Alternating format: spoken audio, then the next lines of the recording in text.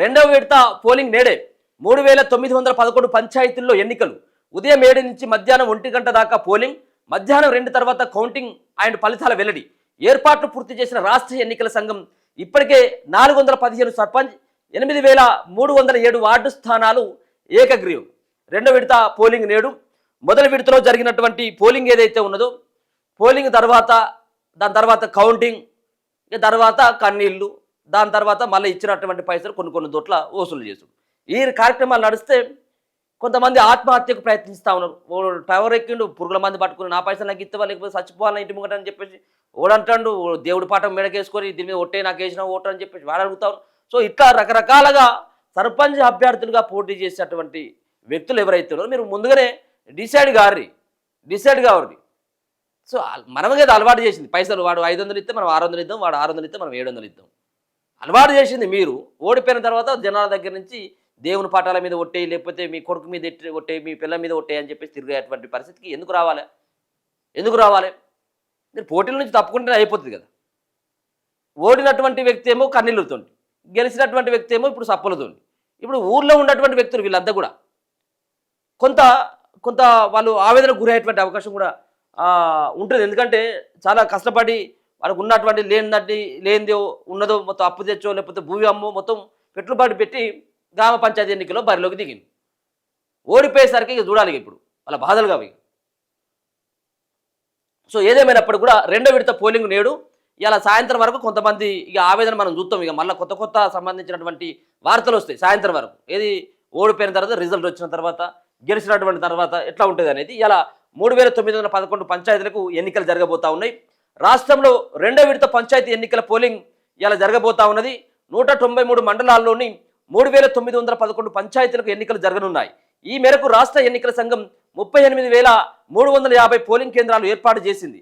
ఆయా కేంద్రాల్లో ఓటర్లకు ఎలాంటి ఇబ్బందులు కలగకుండా అధికారులు అన్ని వసతులు కల్పించారు. కొన్నింటిని మోడల్ పోలింగ్ స్టేషన్గా తీర్చిదిద్దడం జరిగింది.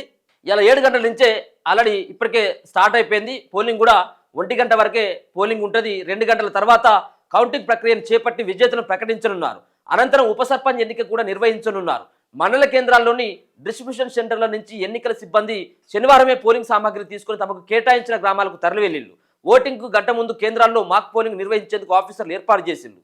415 సర్పంచ్ స్థానాలు ఏకగ్రీవం అయిపోయినాయట.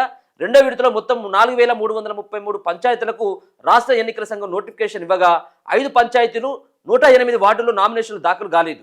మరో 415 పంచాయతీల్లో సర్పంచ్, 8307 వార్డు స్థానాలు ఏకగ్రీవం అయ్యాయి. కోర్టు కేసులు, ఇతర కారణాల వల్ల 2 పంచాయతీలు 18 వార్డుల్లో ఎన్నికలు నిలిచిపోయాయి. దీంతో మిగిలిన 3911 సర్పంచ్, 29917 వార్డు మెంబర్ స్థానాలు ఆదివారం ఎన్నికలు జరగనున్నాయి. సర్పంచ్ పదవుల కోసం 12782 మంది, వార్డు మెంబర్ల కోసం 71,071 మంది అభ్యర్థులు పోటీ పడుతున్నారట. 38,350 పోలింగ్ కేంద్రాలు. సెకండ్ ఫేజ్ ఎన్నికల కోసం 38,350 పోలింగ్ కేంద్రాలు ఏర్పాటు చేశారు. పోలింగ్కు 3 రోజుల ముందు నుంచే బిఎల్ఓలు ఇంటింటికి తిరిగి ఓటర్ స్లిప్పులు పంపిణీ చేశారు. అందని వారికి పోలింగ్ రోజు అక్కడే అందించనున్నారు. అభ్యర్థులు లేదా పార్టీలు ఇచ్చే స్లిప్పులు సాదా తెల్ల కాగితంపై మాత్రమే ఉండాలి. తెల్ల కాగితం పైన ఉండాలి. వాటిపై ఎలాంటి గుర్తులు, అభ్యర్థి ఫోటోలు, పేర్లు, పార్టీ పేర్లు ఉండొద్దని ఎస్సీసీ స్పష్టం చేసింది. 3769 పోలింగ్ కేంద్రాల వెబ్ కాస్టింగ్. రాష్ట్ర వ్యాప్తంగా 3 విడతల ఎన్నికల కోసం 2489 మంది మైక్రో అబ్జర్వర్లను నియమించారు. రెండో విడతలో 4593 మంది ఆర్వోలు, 30,661 మంది సిబ్బంది ఎన్నికల నిర్వహణలో పాలు పంచుకోనున్నారు.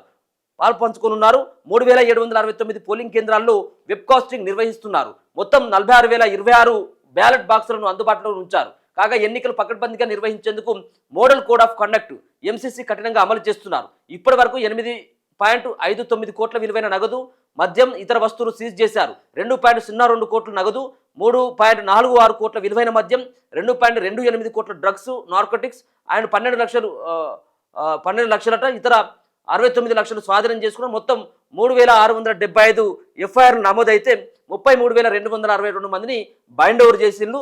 912 లైసెన్స్ రివాల్వర్ను స్వాధీనం చేసుకున్నారు. ఇంకా పంచాయతీ ఎన్నికల్లో సాంకేతికత అని చెప్పేసి ఒక వార్త కనబడతా ఉంది. రెండో విడత పల్లెపోరు ఎట్లా ఉండబోతా ఉందంటే, ఎన్నికల నోటిఫికేషన్ ఇచ్చినటువంటి పంచాయతీలు 4,331 అయితే నామినేషన్లు దాఖలు కానివి 5 ఏకగ్రీవం అయిపోయినాయి. 415 ఏకగ్రీవం అయిపోయినాయి. పోలింగ్ జరిగే పంచాయతీలు 3,911 నోటిఫికేషన్ ఇచ్చినటువంటి వార్డులు 38,332 నామినేషన్లు రానివి చెల్లనివి చూసుకుంటే 111 ఏకగ్రీవం అయిపోయినాయి 8,308 అట. పోలింగ్ జరిగే వార్డులు 29,913 వార్డులో ఈ ఎన్నికలు జరగబోతా ఉన్నాయి. ఇక మహిళా ఓటర్లది అవార్డట. రెండో విడత పంచాయతీ ఎన్నికల్లో మహిళా ఓటర్లే నిర్ణయాత్మక శక్తిగా మారారు. వీరి ఓట్లే అభ్యర్థుల గెలుపోటములను నిర్ణయించనున్నాయి. మొత్తం ఓటర్లలో పురుషుల కంటే మహిళలే ఎక్కువ సంఖ్యలో ఉన్నారు. ఈ దఫాలో మొత్తం 57,22,665 మంది ఓటర్లు ఓటింగ్లో పాల్గొనున్నారు. ఇందులో మహిళా ఓటర్లు 29,26,306, పురుష ఓటర్లు 27,96,600 మంది ఉన్నారట. 1,26,659 మంది మహిళా ఓట్లు అధికంగా ఉన్నాయి. ఇతరులు 153 మంది ఉన్నారు. Aadhaar, passport, driving licence, PAN card, ration card and bank passbook, పట్టాదారు పాస్బుక్, ఉపాధి హామీ జాబ్ కార్డు ఇలా ఎస్సీసీ సూచించిన 18 రకాల గుర్తింపు కార్డుల్లో ఏదో ఒకటి చూపించి ఓటర్లు కూడా ఓటేసుకునేందుకు అవకాశం ఇవ్వడం జరిగింది. ఇలా జరగబోతా ఉన్నాయి ఎన్నికలు. నెక్స్ట్గా గ్రామ పంచాయతీ ఎన్నికలు 17వ తారీఖు రోజు ముగిసిపోతాయి.